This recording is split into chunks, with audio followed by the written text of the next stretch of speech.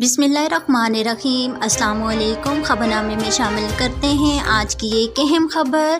Kuwait نے اتوار کے روز مصر کے شمالی شہر اسکندریہ میں متعدد کویتی طلباء پر مصری پولیس اہلکاروں کی طرف سے کیے گئے حملے پر مایوسی کا اظہار کیا ہے اور اسے مسترد کیا ہے۔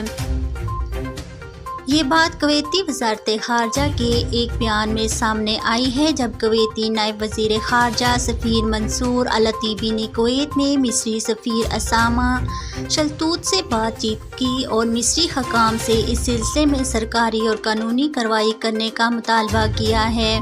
کویتی عہدیداروں نے مصری حکام سے بھی مطالبہ کیا ہے کہ وہ اس معاملے کی تحقیقات کریں، قصورواروں کو احتساب کے کٹہرے میں لائیں اور اسے ناقابل قبول انفرادی رویوں کو روکنے کے لیے ضروری اقدامات کریں جو کویت اور مصر کے درمیان برادرانہ تعلقات کی عکاسی نہیں کرتے۔ کویتی عہدیداروں نے مصری سفیر کو بتایا ہے کہ وزارت خارجہ قاہرہ میں کویتی سفارت خانے کے ساتھ مل کر مصری حکام کی طرف سے کیے جانے والے مطلوبہ کارروائیوں کی پیروی کریں گے۔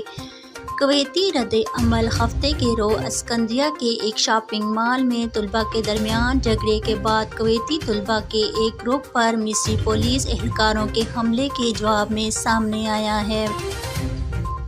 تمام کویتی طلباء کو مصر کے جھگڑے کے بعد رہا کر دیا گیا ہے۔